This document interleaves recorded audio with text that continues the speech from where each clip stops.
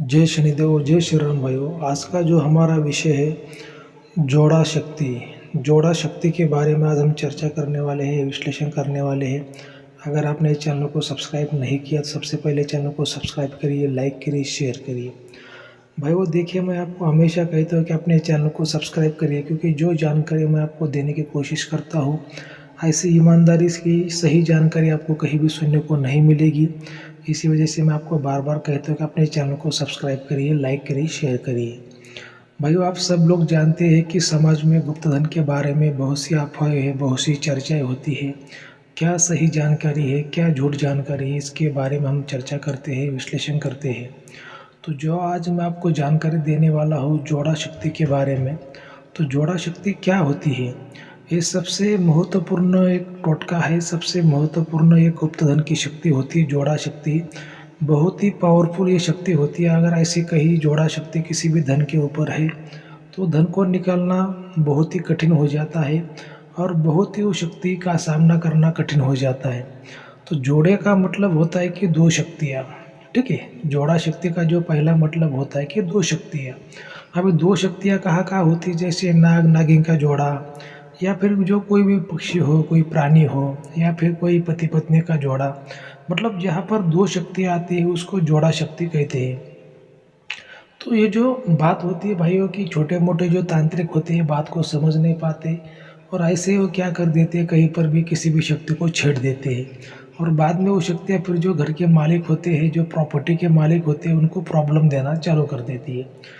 तो देखिए, आपको सबसे पहले देखना है भाई कि अगर कहीं पे गुप्त धन है, आपके घर में है, खेत में है, प्रॉपर्टी में है, तो सबसे पहले आपको देखना है कि भाई वहाँ पे है क्या नहीं है, और अगर है तो फिर आपके नसीब में है क्या नहीं है।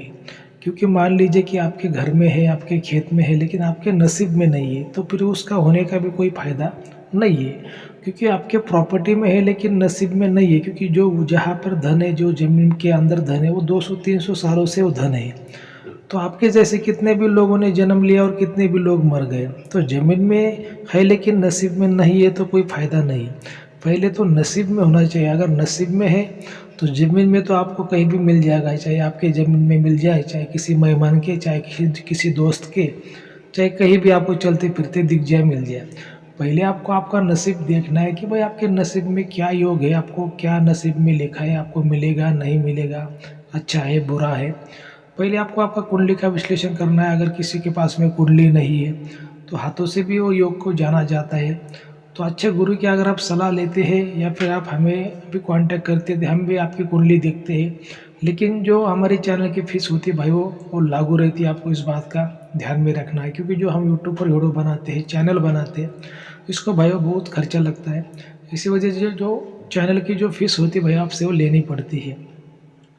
तो ये ऐसी बातें होती हैं। अब ये रही जो आज का जो हमारा विषय है कि जोड़ा शक्ति के बारे में। तो देखिए, जो जोड़ा शक्तियाँ होती है, खासकर जो बड़े बड़े जो खजाने होते हैं, बड़े बड़े धन होते हैं, बड़े बड़े माया होती है, उस पर जोड़ा शक्तियाँ होती है। और ये जोड़ा शक्तियाँ क्या करती है भाइयों कि वो जोड़ा ही मांगती है। जहाँ पर जोड़ा शक्ति है तो जोड़ा शक्ति धन के बदले में सामने वाले का जोड़ा ही मांगती है। तो ये बहुत ही खतरनाक जोड़ा शक्तियाँ होती है। और भाइयों आपको हमेशा एक बात को याद में रखना है कि भाइयों, जहाँ पर मान लीजिए कहीं घर में खेत में धन है, उस पर शक्ति है, टोटका है, तो लोग क्या करते हैं, किसी छोटे मोटे तांत्रिक को, महाराज को बुलाते हैं और वो तांत्रिक महाराज उल्टे मंत्रों का प्रयोग करके और धन के लालच में उसको निकालने की कोशिश करते हैं, शक्ति से बात करने की कोशिश करते हैं। और काम तो वो नहीं कर पाते, धन को तो निकाल नहीं पाते, लेकिन शक्ति पर रुष्ट हो जाती है, शक्ति को छेड़ देते हैं। मंत्रों का उपयोग जब वो करते हैं तो शक्ति गुस्सा हो जाती है, शक्ति को छेड़ देते हैं। तो कैसा है कि कोई भी घायल शेर बहुत ही खतरनाक होता है, कोई भी घायल सांप बहुत ही खतरनाक होता है। ये वैसी बातें हैं। तो कैसे कि जो घर का मालिक है भैया, अगर किसी को लगता है कि उसके घर में धन है, माया है, खजाना है, तो उसको अच्छे महाराज की सलाह लेनी चाहिए। क्योंकि जो अच्छा महाराज होता है ना, तो भाई वो कभी शक्ति को छेड़ता नहीं और पूरा विधि विधान से उसको देखने की कोशिश करता है, कभी लालच में देखने की कोशिश नहीं करता। क्योंकि ये जो धन के काम होते हैं, धन के मामले होते हैं भाई, वो किसी के भी दिल में सुनकर ये लालच पैदा हो ही जाती है। ऐसा कोई दुनिया में व्यक्ति नहीं है कि उसके दिल में लालच पैदा नहीं होगी। आपका सगा भाई भी हुआ और उसको मालूम हुआ कि भाई आपके घर में धन है और आपको धन वो मिल गया, तो आपको कुछ ना कुछ तो मांगेगा ही मांगेगा। ये वैसी बात होती है क्योंकि ये काम ही लालची है भाइयों। तो सबसे पहले क्या है कि आपको आपका नसीब का योग देखना है, उसके बाद में अच्छा गुरु करना है, गुरु की अच्छी सलाह लेनी है। गुरु को ऐसा करना चाहिए कि जिसके जिसके पास में नारायणी विद्या इंद्रजाल विद्या दोनों भी विद्याओं का ज्ञान हो, ऐसा ही गुरु करना चाहिए। वो गुरु आपको सही में आपको अच्छा ज्ञान देता है, सही में आपकी मदद कर पाता है। और क्या है कि भाइयों लोग अक्सर की दुनिया में लोग क्या है कि मतलबी स्वार्थी लालची लोग ज़्यादा होते हैं। किसी को भी लगता है कि मेरा जल्दी फ़ायदा हो जाए। कभी भी किसी का जल्दी फ़ायदा नहीं होता भाइयों। हर किसी गुरु के आपको बार बार हमेशा सानिध्य में रहना पड़ता है, उसका विश्वास उसका दिल आपको जीतना पड़ता है। चाहे अभी मान लीजिए मैं गुरु हूँ, लेकिन मैंने भी जब गुरु किया था तो मैंने खुद कम से कम 3-4 साल गुरु के आश्रम में मैंने झाड़ू मारा था, गुरु की मैंने सेवा की थी, उनके पैर दबाए थे।